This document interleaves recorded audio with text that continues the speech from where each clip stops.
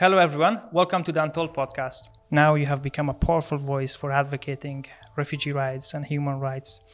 Before I ask you how you do that, I would like to ask you why you do that. Refugees always choose the closest place to their house and homeland. She told me that, no, you should speak about how Greek people help you. I told him that we did not come here for food or bed here. We are asylum seeker. We need protection. We need asylum. That I have been born in Afghanistan. My wife was born in Pakistan as a refugee. My son was born in Iran in refugee journey. And my daughter was born in Norway. Refugees, European refugees during the Second World War. And I want to have your thoughts on this. What do you think about that?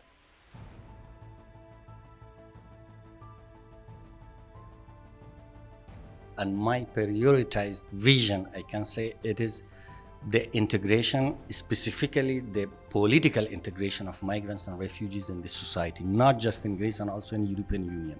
What's the plan? What are the goals that you would like to achieve with your current position and possibilities that you have? And I was one of the very lucky and exceptional cases that I got citizenship. Those who we came together here, still they are waiting, some of them.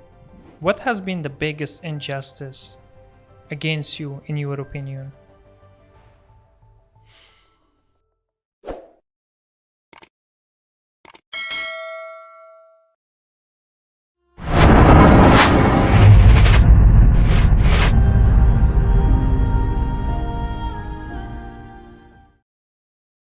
Hello everyone, welcome to the Untold podcast.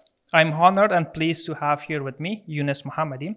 He is BUR member of European Migration Forum as well as EU Commissioner expert on Migration and Asylum.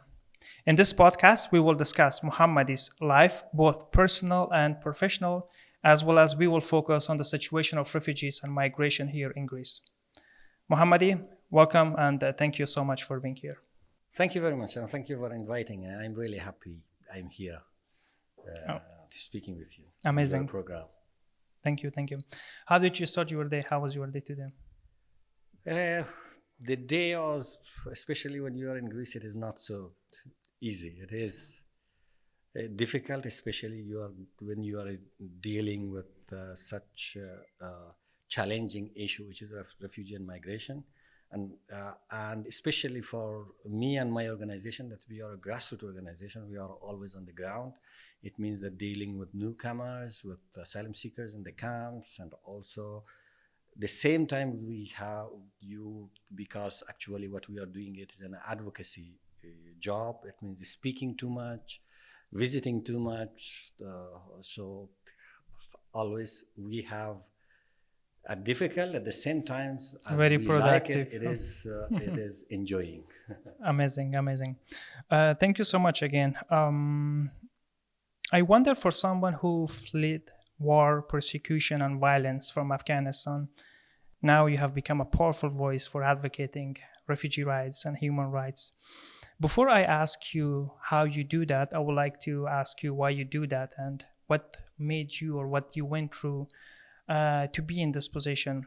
If you could share with us about your country of origin, where were you born, where did you grow up, and where did you go to school, and then we can take it on from there. Thank you very much. It is actually it is difficult to speak about my childhood and also about my career in my homeland. I am originally from Afghanistan. I am an Afghan, and I have studied in Afghanistan from a village, central Afghanistan, very far, Ghazni, and I have a medical background. I have studied the medical college in Mazar-e Sharif University. I see. Would you like to share something about your family, your parents, how many siblings do you have, and whether they're here with you in Greece or they're back in Afghanistan? Just an overview if you would like to. I think the life of refugees are very tragic. The same time, very interesting. And I'm really proud of my life and also my background. And as my family, just to say that my personal family, that I have been born in Afghanistan. My wife was born in Pakistan as a refugee. My son was born in Iran in refugee journey. And my daughter was born in Norway. So we are 4 families, and we are from actually in the airport. Sometimes I have problem and they are not believing that I'm a family. You are from different countries, the countries of birth. So it is my personal family situation. And also all of my families members are refugees in different parts of the world, except one of my brother at the age of 16 that I lost him. So my father was a refugee actually in Russia, sometime in different countries in Pakistan and Iran, and he passed away some years ago. My mother and my sister and one of my brother, they are refugee in Australia, one of my sister in US, one of my sister in France, and one of my sister in Turkey, and I here in Greece. And the interesting point is that really I feel lucky. I feel lucky that I lost just one of my brother, and I have them. And I know my neighbor, my classmates, and my friends that they lost everything. So it is when you are in a war zone in a country like Afghanistan, it happens. Yeah. Actually, I would like to get to the point that you mentioned about losing member of families, and I suppose that was due to war that has been happening in Afghanistan for decades. I know that you left Afghanistan 27 years ago, and that you were in the last semester of your medical college. Yes. Could you please share with us what were the circumstances that you had to leave your country? What forced you to leave? First, I never wanted to leave my country, and I was the last member of the family that I left country, and I forced to leave. I had to leave. There was no choice. It was the last choice for me. It happened. All of my family, they had left already, but we as students, as part of movements that we had a dream for our country, we were believing that we should fight and we should stay in our homeland and we should do things better. Unfortunately, sometimes you cannot do when it is the matter of death. You cannot deal when your life is threatened. Actually, in 1997, that I was finished my education. It was just a stage that we were practicing in hospital. So it was actually, we were in hospital when our city, the last city of Afghanistan, Mazar-e-Sharif, was occupied by Taliban at that time. So Taliban at that time even was not this Taliban that we have now. It was rude. They were killing, especially if you were not from their tribe. That I am from a tribe, Hazara, at that time, that they announced that from this tribe, if we find them, we will kill them. If we find anyone else, if they shelter them, they will kill them. So these were the situation, and I had to leave at that time, and I left Afghanistan in 1997. At the end, I think it was that I left Afghanistan. Mm-hmm. So it was really. Where did you go? Look, it was in Mazar-e-Sharif. You know, Mazar-e-Sharif has border with Uzbekistan, Tajikistan there, and you have to pass the mountains to come to Pakistan. It was the only way. I remember 21 days I was traveling through mountains till arriving in Ghazni and Bamiyan through the mountains. And then I was in Ghazni for 24 days I was there. And then I left through the border of Pakistan. I came to Pakistan, and then I came to some months there, and then I came to Iran, of course. So it was the situation. Yeah, I see. Just briefly, if you could describe me, how was the overall situation for particularly Afghan refugees in Pakistan and Iran when you were there? The first, I think it is important I mentioned that refugees always choose the closest place to their house and homeland. When a conflict happens, when a war happens, actually you are going to the next village, hoping that you are returning back. When you are losing hopes, you are going further, and to the next village, to the next village, to the next country, the next country, the next country. It is why we have millions of Afghans in Pakistan. Then millions we have in Iran. So the situation in these countries are really always, I speak that the refugee crisis are there. Crisis in terms of the refugees and asylum seekers, they have no right, actually, the discrimination, and it is in a very high level that we cannot compare. I remember that in Iran, I didn't have right to even to ask for asylum. I didn't have the right even to ask that I want to go to university. I remember that I applied for university in Iran, which I know the language. And they told me that you have to pass an exam. I passed the exam and I got the grade. But at the end of the day, the head of university, he called me, the college, he called me and told me that, okay, you are from Afghanistan and you should work in construction, not in university. So it was really heartening when someone telling you that it is from your language, from your even culture, neighbor, everything. But it is, unfortunately, it was the way of the policy of Iran, the government of Iran, actually. So, and the police, how they behave. Of course, it cannot express the behavior of the Iranian people, the Iranian society. Of course, the narrative in the society also, it is made by the government and also by the authorities.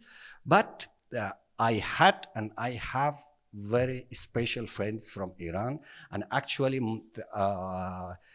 my life was saved, and they helped me, the doctors that I was working. And what do you mean by saved? It means that when I came in Iran, I didn't have no documents. So what I did, I called the doctor that I was working with him, actually, in Red Cross in Afghanistan.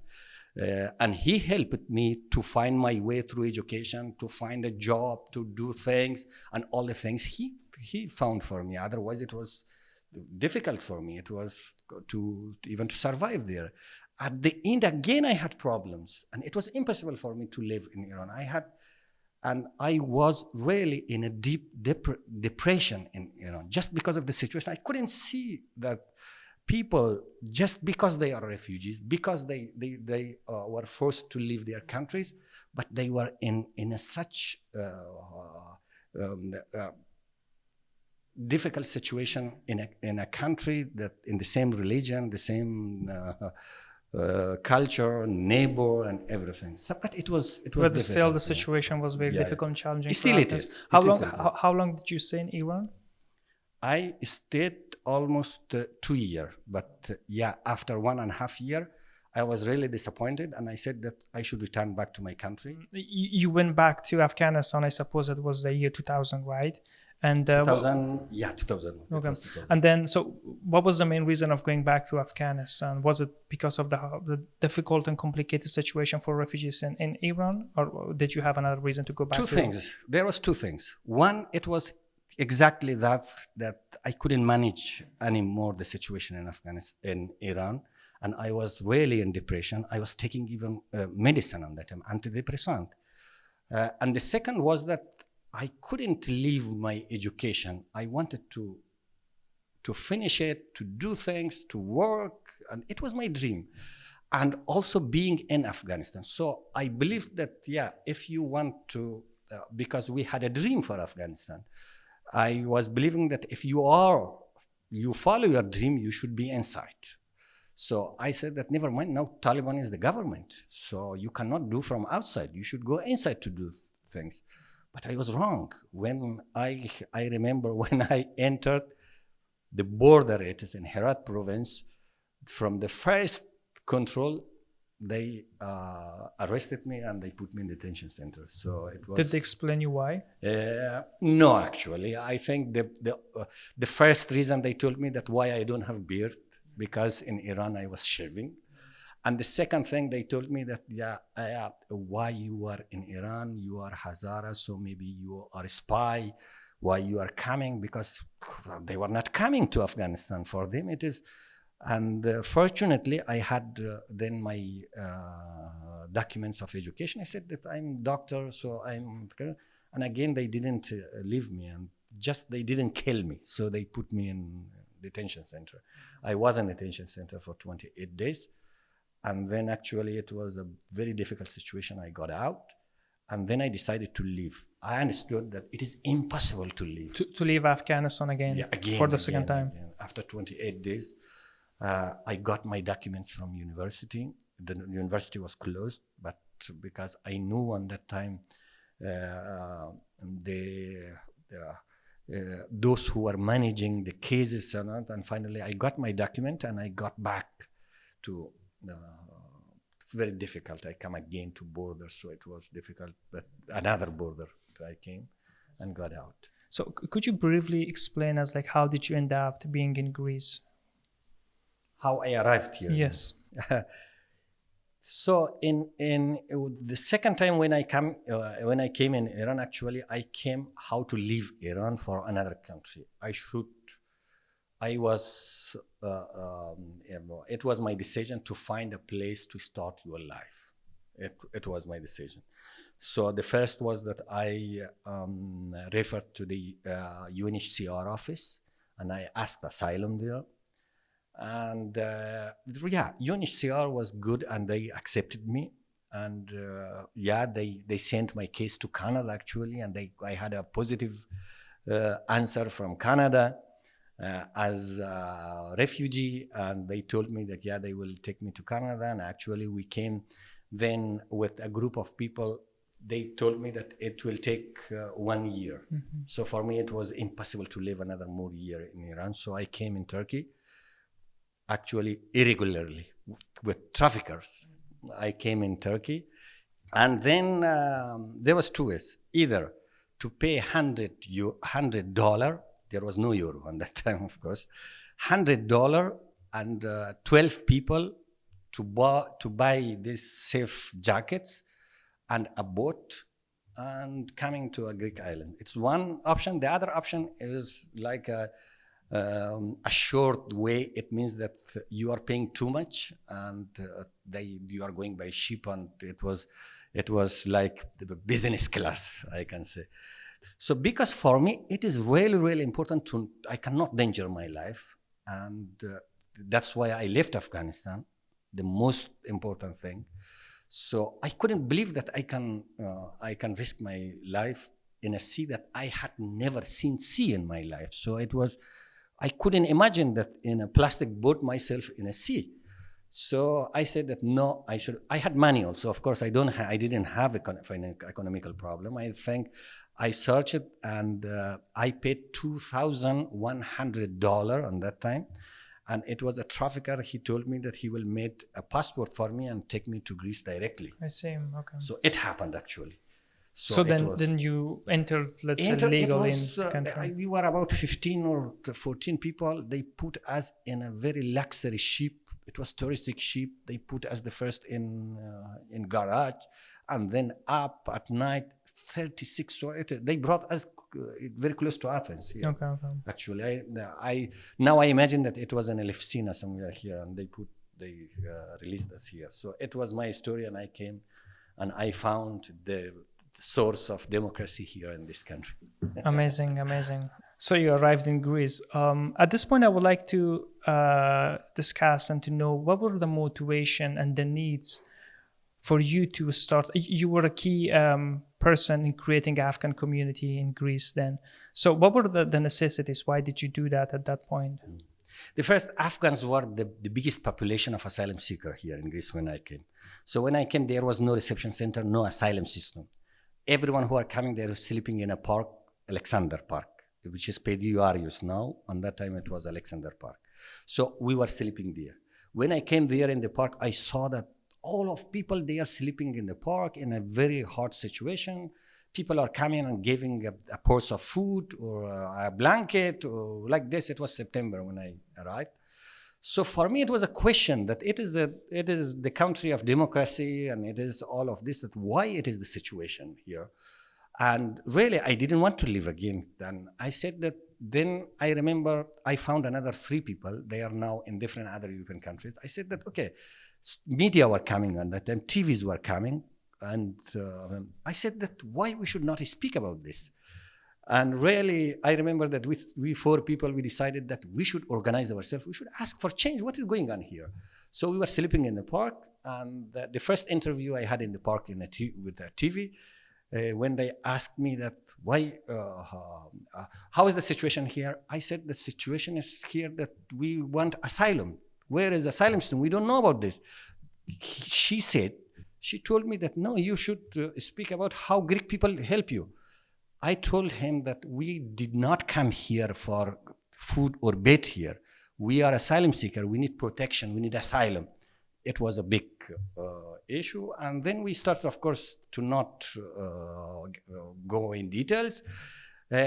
We, little by little, four people, they became a movement of asylum seekers. We started to speak with media. We started to have demonstration from the park to the road.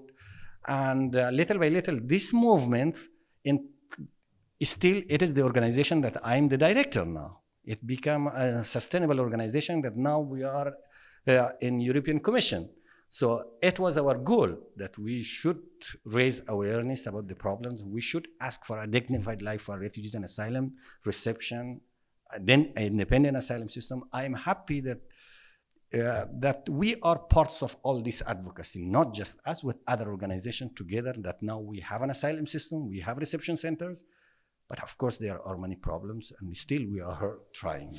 What were the initiatives, what were the programs that the Afghan community were undertaking then? Look, I was not thinking of Afghan community on that time. So we were thinking to get out of this situation in the park. When people were interested and came together, and we said, because the biggest population was Afghan, and we said that let us make the Afghan community. And then back in 2003, actually, the first time we organized and we established the Afghan community in Greece. So at the same time, we helped also, our group helped also Somalian and Sudanian to organize their communities. So, and then already we were working as a network.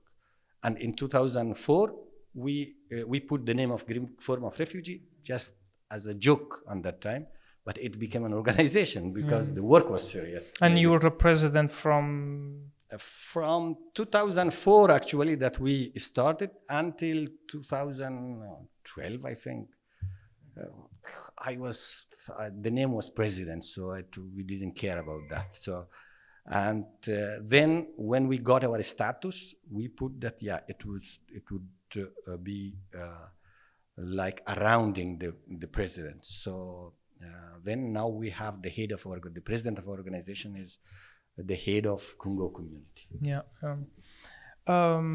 It's also amazing that through your own experiences that you have managed to turn all the struggles and difficulties and the hardships that you went through, not only to stand for your voice, for your own rights, but you became a powerful voice for other refugees, and that you were also awarded in 2016 by the Human Rights Watch. You received an extraordinary activism award. Could you tell me about that? What was that, and what that mean for you? One of the issue, especially after 2003 and coming 2008 and 2009, it is the rise of far rights and Golden Dawn, the neo-Nazist party here. So they were attacking migrants and refugees. And they attacked our office. They attacked me. They beat me. I was bleeding. So I had many stories with them. But my strategy and my organization was that we should not quit. We should not give up. And actually, we opened our office exactly close to their office. I said that we should go, in order to fight fascism and racism, we should go to win the society, to speak with the society. So it happened, actually. Of course, it had cost also. Because of all this, that they burned our office also. They came and they put fire in our office. They beat many people. We had many of our colleagues broken tooth, broken hand. And because of all this that we documented also all of this. That was the most important. That's why Human Rights Watch came to us. And they saw my work, and I helped them in their research. They organized a 2 times press conference here to raise this issue here and in European level. And then they saw my work and all this, and actually they awarded me, which is, most of the time, I was not happy for this award, that the award that you are getting in a European country for human rights, of course it is not good. This award should go to the people that they are struggling in Iran, in Afghanistan, in other countries that they are violating. There is no law. But here, a European country that you are getting award, it is really a shame, actually. So, but okay, it was a kind of raising awareness about the issue. I'm happy that all these activities guided to the establishments of the biggest network for recording Russian violence in Greece, that now it is more than 100 organizations. They are members, the only and the official network that they are recording the Russian violence here in Greece. It is actually started from our activity and our office. I'm amazingly surprised of everything that you have gone through when you have managed to do this. It's extraordinary, and I personally appreciate you for doing what you do. I would like to give us a contrast on that experiences that you have gone through. In one hand, that the experiences of being a refugee, leaving the country, being arrested, and all those horrible stories that you shared and told us. At the same time, being awarded and having the role and the position that you have, being member of European Commission. I would like to know what drives you. What's the motivation behind? I think the needs, and also when you are deprived of many things in your life, it guides you also to the struggle that you want to achieve. Even in Afghanistan, I remember that I was not in the first line when I was going to the hospital for exercise, because I was from a specific tribe. So even I was experienced this discrimination there.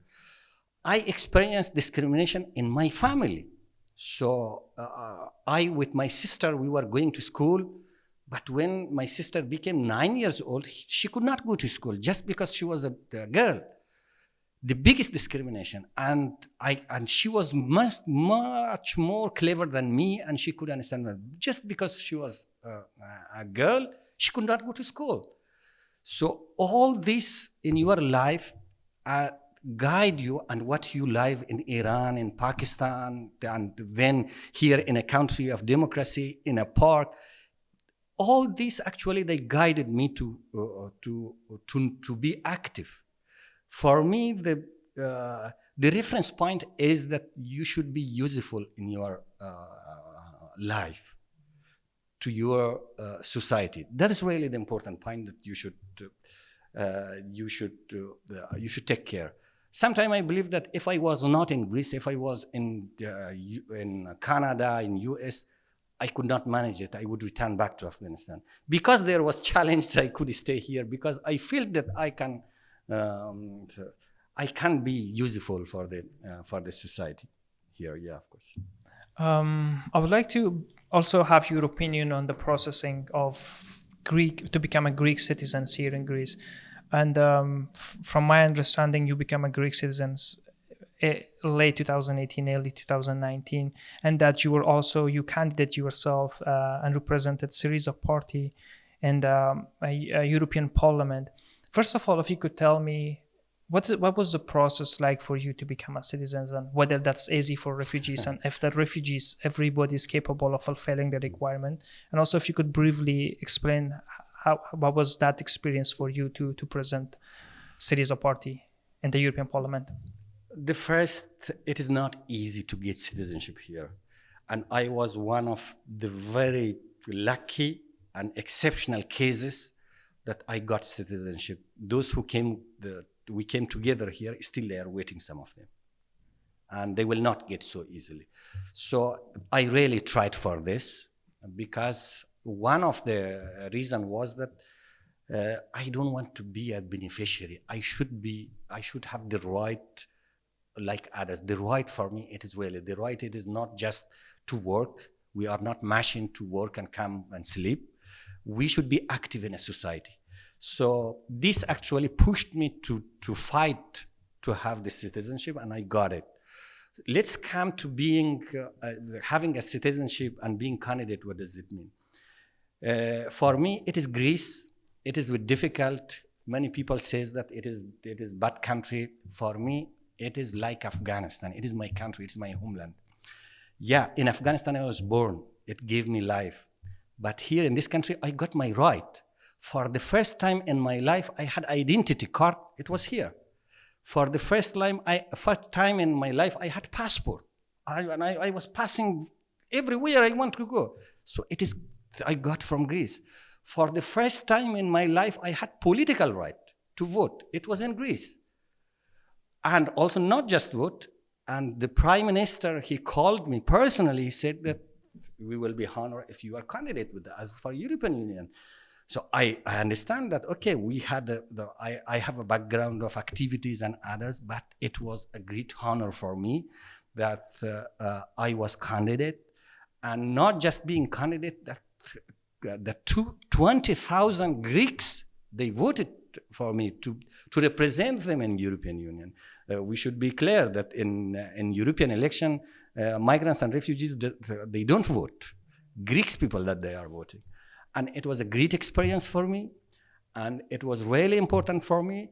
And of course, I was not elected, and I was not expecting to be elected. I didn't have time. So in February, in January, end of December 2018, I got my citizenship. In January, I received a call that you should be candidate. So I didn't know what to do. So I didn't have no campaign. I was not ready. I didn't know even the political system or political concept here or in Europe. So, but it was good experience, and I was waiting that 2,000 people maybe vote for me. But finally, I had 20,000 votes. So it was really important. Of course, there was challenge also. Even the airport, when I was going to the islands everywhere for my political campaign, the police were arresting me. That maybe you are traffickers. So these are the problems for me that here in these countries. But at the end of the day, this is really, I miss Afghanistan as my homeland. If I leave this country, I will miss this country as Afghanistan, because I had my right here. Really, it is important. Yeah. I would like to discuss at this point your current role that you have as a member of European Migration Forum. What's the plan? What are the goals that you would like to achieve with your current position and possibilities that you have? Look, it is one of our prioritized goal, and my prioritized vision, I can say, it is the integration, specifically the political integration of migrants and refugees in this society, not just in Greece and also in European Union. Political integration, it means that active participation, access to decision-making process, it means the real equality for all. Equal rights and equal obligation in this country. It is what we are doing now. We have started our initiative by name of Democracy for All, that we are advocating for this. That is the important. It means that we now, what we are doing is that really persuading communities to be active and asking for their rights politically, even right to vote in local elections, all of this. And of course, for citizenship that we spoke, and we have to change this law. It has to be changed. These are the things that I'm in negotiation with different other civil society organizations and politicians in order to change it. Amazing, thank you. At this point, I would like to show you some visuals, and I would like to have your immediate feelings, reaction for those images. Yep. The first one is the Afghanistan flag and Greek flag. So what does these two countries means to you? It is, for me, it is a hope. Unfortunately, never Greece and Afghanistan, they didn't have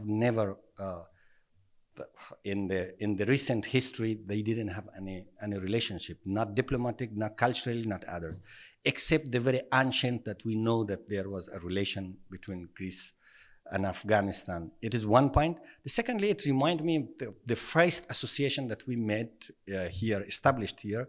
It was the flag of Afghanistan and also Greece. But there should be understanding and respecting of cultures and also flags between these two nations. Otherwise, we as Afghans and also Greeks as host country, they should understand about Afghans, and Afghans should understand about this host society. It is something that I see. This is the other picture that I want to show you for the people that they do not. This is a shipwreck of that took place on 14th of June 2023, and hundreds of refugees, they lost their life. And what do you think about this image? Look, when I see this picture and many other picture, I remember for the first time that I heard and I confirmed and I also repeated that agency is a wet grave for thousands of people. Unfortunately, it is when I see this, I remember the families that they were calling, and still they are calling us that it is 2 months that I don't know about my son and about my others, what will happen with this. And also this reminds me the policy of European Union, which I am included in discussion in policy level, that how European Union, they don't care about these people. This is the reality that what is happening in Europe. It is the shame, if I speak as a European citizen, because I am now Greek also, it is shame for me as a European citizen that we have an asylum and protection system that we are very proud. We have an asylum system. But access to this asylum and protection system, it means that hundreds of people should die, and then some people should have access to this asylum system. This is another picture that I would like to have your thoughts on, is that it's a picture of refugees, European refugees during the Second World War. And I want to have your thoughts on this. What do you think about that? I was part of a project that exactly, probably some pictures of this. It is comparing actually this situation for the situation Greek people they had. There is an island very close here that Greeks women, they were exiled in this island to live like camps. They were organizing their lives exactly like women refugees that they are now in Rechona, in Malakas and this. So this actually reminds me that we should never say never. It was for Afghanistan, but never we thought that it will come fight in Syria. When it comes Syria, who was thinking that this war will come in Ukraine? So we don't know what will happen with this world. What is sure is that we should take care of the situation. People are in such situation because you will be also in this situation. And the last photo that I want to show you is that I don't know if you could recognize this. Oh my God, yes. So tell us about this image. I think it was all the struggle that we are doing. Oh my God, where you found this photo? I don't know. It's from 2004. It is 2004, yeah, it's 2004. When the Olympic Committee, I was the head of Afghan community, and they contacted me. They said that the Afghan team will participate on Olympic 2004.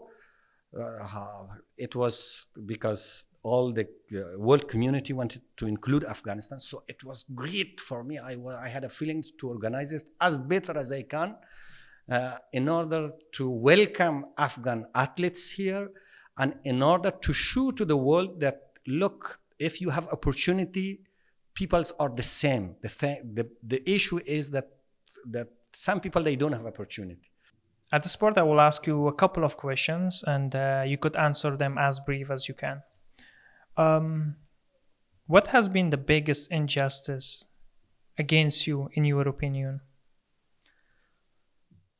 The biggest injustice that I felt really bad, I felt even to leave Europe, it was that when my office was attacked by far rights, when they started to beat me, actually, and I was bleeding.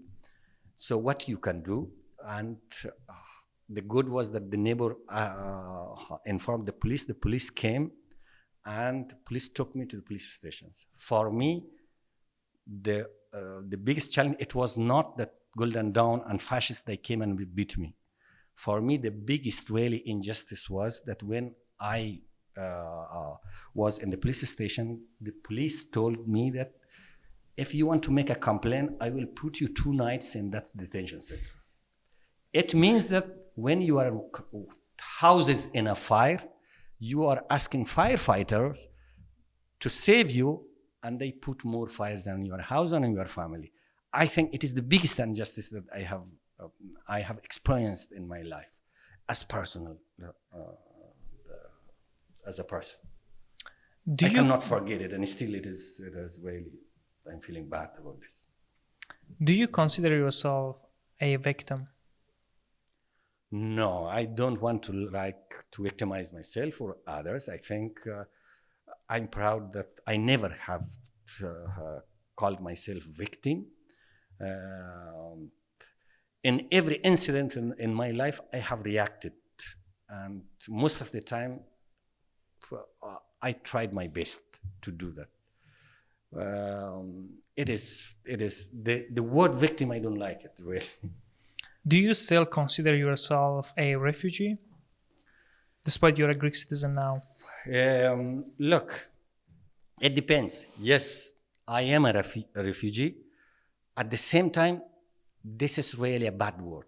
I think no refugee want to be called refugee. Why? It is not bad to being a refugee, but the word refugee, it is really costs for you. As refugee, you lose the best, which is homeland. As refugee, you lose your family. As refugee, you lose your career. As refugee, you are discriminated. As refugee, so really, you don't want to be called refugee. It is. I hear from my colleagues, but I am refugee because I want to advocate for refugees. So it is the thing. I always speak when I say that. Okay, I am a refugee and I have a Greek citizen now. It is something that I'm doing. Mm-hmm. And the last question would be, if you had a big billboard where you could write a message that everyone in the world could read it and could see it, what would it be, that message? For the world and to write this, for me again, I think it is mutual respect. It is understanding and mutual respect. I think it is something. One word and one phrase, if I can write, it is something. It's yeah. Yonous Muhammadi, thank you to the Untold podcast, and thank you so much for your time and for what you do. And I wish you success with everything that you do. Thank you so much. Thank you too. Thank you very much for giving this opportunity. I'm really happy and proud that I'm doing this interview with you. I have gone through many interviews, TVs, and I'm happy that you also as a refugee came here and you initiate this program with your colleagues. I'm really proud that I'm in your program. It is from my heart, not just for writing. It's really. Proud is ours. Thank you so much again. And thank you everyone for watching. Bye.